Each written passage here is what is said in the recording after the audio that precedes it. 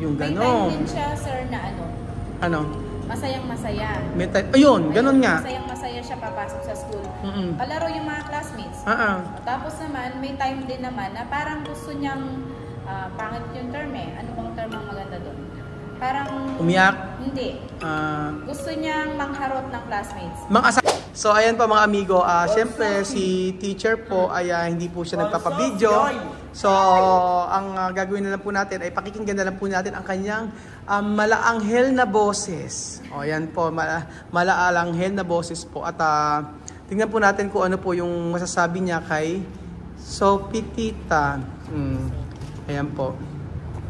Si Teacher Joyce po ay sasabihin na po kung ano po si Sophie sa school. Siyempre po, ang given na po yun yung pag-iiyak-iyak niya. Sige po, simulan po natin, Ma'am Joyce. Kasi Sophie po, nag-start na siyang makipag-interaction sa mga classmates niya. Actually, meron na siyang friends. May friends sa si Sophie. Dicho, Sophie tiene amiga. Dalawa, 2 to 3. Apir.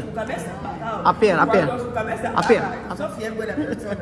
Pero cuando llora, terrible. Oo nga, kaya ang problema po kay Sophie yung pag-iyak. Opo, yun po ang Hindi hindi. llora. Ay, ito po sasabihin ko sa inyo, Ma'am Joyce, tatapatin ko po kayo.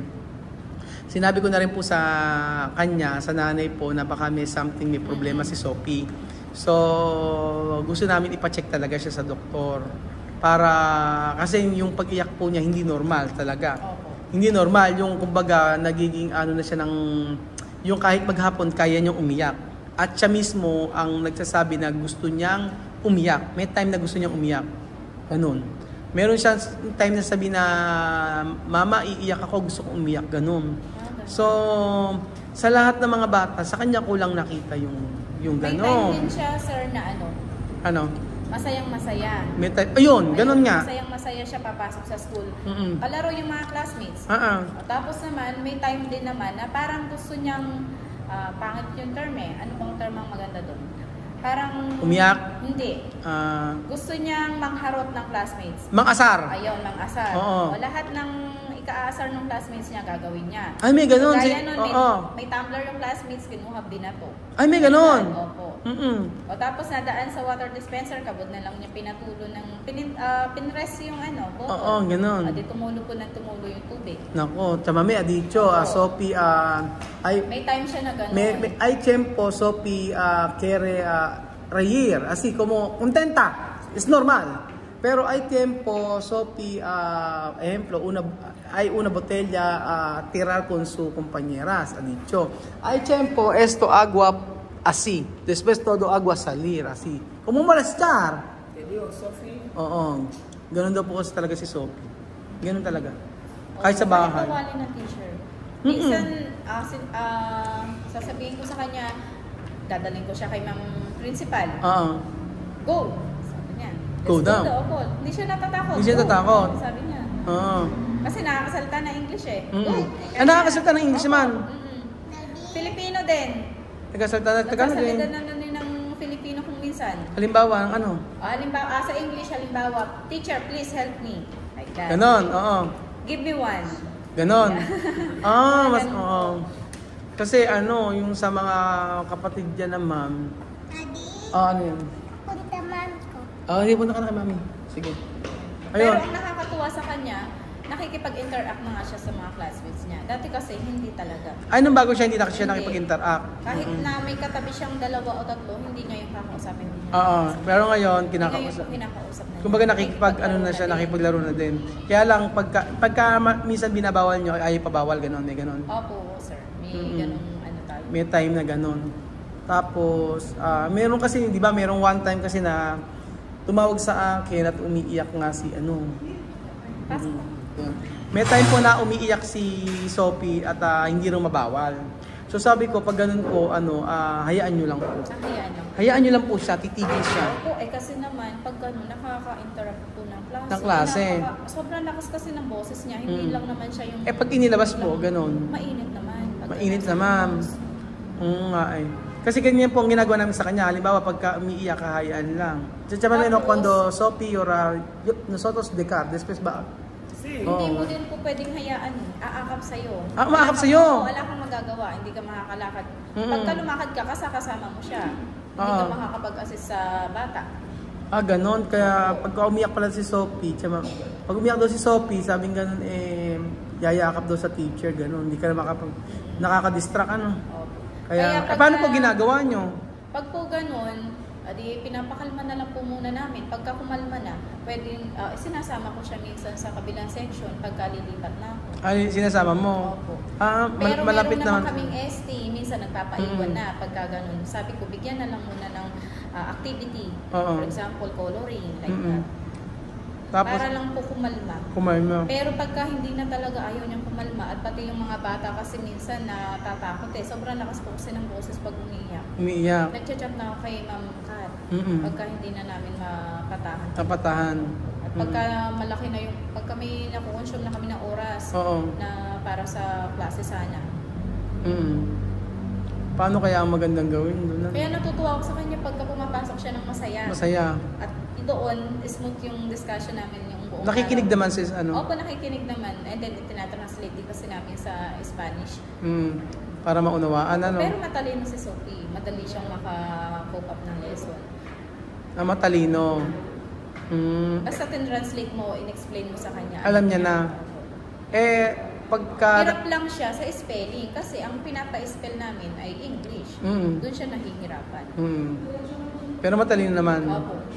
Pero kumpara po sa mga classmate niya, kung hindi naman po naiiwan o naiiwan. Hindi po siya naiiwan. Hindi naman naiiwan. Kaya niya makipagsabayan kahit... nakikipagsabayan naman pala.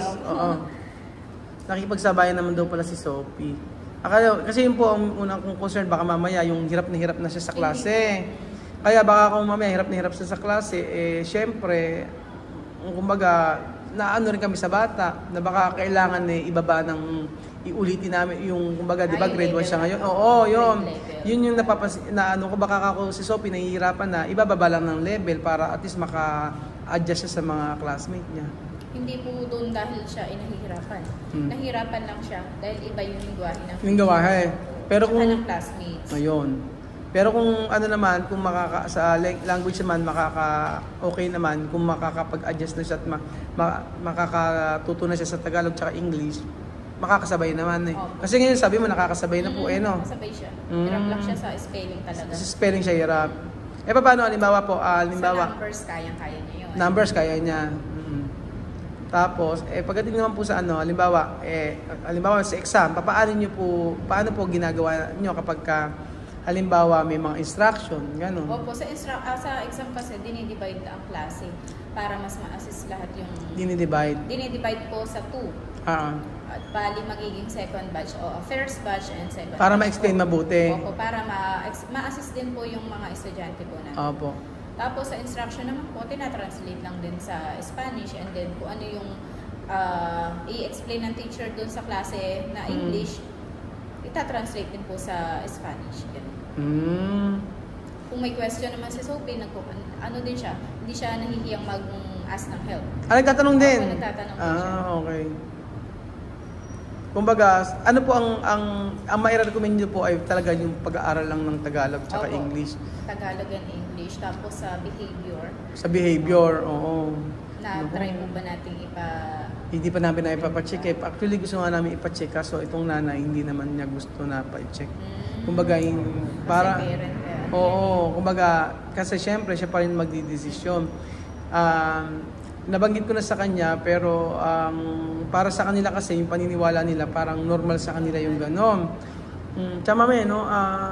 May time pa yun, sir, na kasi mayroon nga siyang, nabanggit ko sa chat yun, Oo, yun, yung talagang ang lakas niya. Gusto niya talagang gumante. Hindi tama. Kaya ang ginawa na lang namin, yung batang gusto niya gantihan, ang inilabas namin. Habang nasa labas naman, nasa labas yung bata, tsaka yung ST-book, nagwawala pa rin siya. Even yung pinto, binubuksan niya para lang mahabol yung bata. Yun nga po, ang ano naman po dun, Ma'am Joyce, kasi nakausap po namin, parang yung isang bata ang merong may kasalanan, yun siya yung unang umano. Ngayon, syempre, yung isa merong hindi, kumbaga hindi siya, paano ba magandang term? Ano ba magandang term sa bata na yun? Para hindi, late development. Oo, may late development isang bata. Ngayon, ang nangyari po ay, i-explain ko. Ganito po yun, bali yung isang bata po namin, late yung food development, parang tinapik si Sophie. Ngayon si Sophie gustong gumante kasi hindi makagante. Ngayon nagwawala na si Sophie at gusto makagante. Ang kwento ay parang gusto na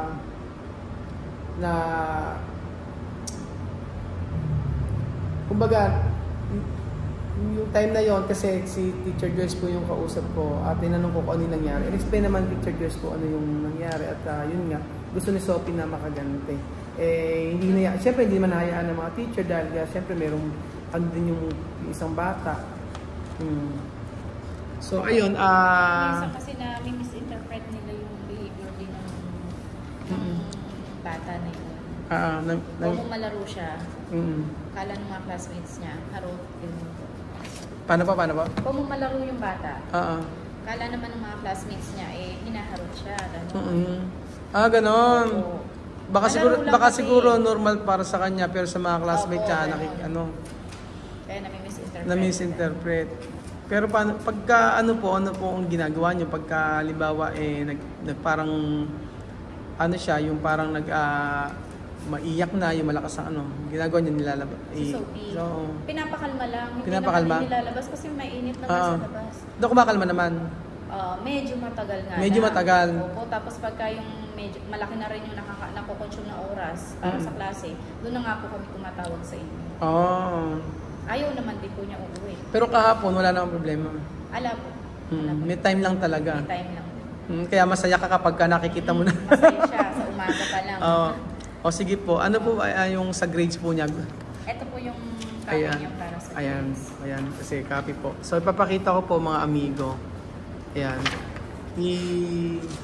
So about po sa grades ni Sophie, bali 2, 4, 7 lang yung kanilang subject. Nako.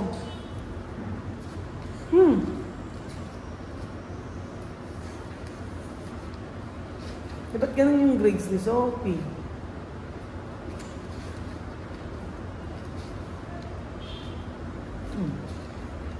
So, sa grades po ni Sophie, hindi ko na po papakita. Pwede ba ipakita o hindi sa video? Hindi pwede. O sige, hindi natin ipakita sa video. So, sa una po, sa reading and literacy, ang grades po niya 88. Sa language po, 89. Sa mathematics po ay 90. Sa makabansa po ay 85. Sa Pilipino po, mamaya natin Pilipino magugulat kayo. Sa GMRC, 90. Sa robotics tsaka computer, 83. So, pinakamababa po ni Sophie ay 83. Nakakagulat. Sa Pilipino, alam mo, ulan si Sophie. Ano po, 89. Pero Ma'am Joyce, mataas na po ito. Mataas na to, kaya nakikisabay naman siya. Paano pa kung talagang marunong na siya mag-Tagalog English, edi mas mataas to. Sabi nga po ni Ma'am Aisa, matalino. Sabi ni Ma'am Aisa, matalino. O yun po mga amigo, matalino daw po si Sophie, sabi ni Ma'am Aisa. Kasi po pagka kinek niyo po mga kababayan ko, yung sa Pilipino, 89 na siya samantala sila Luis Xavier, tsaka sila 76, 75, 79. Siya, 89 siya. Tsaka Sophie, mas intelihente. Mira. Mira.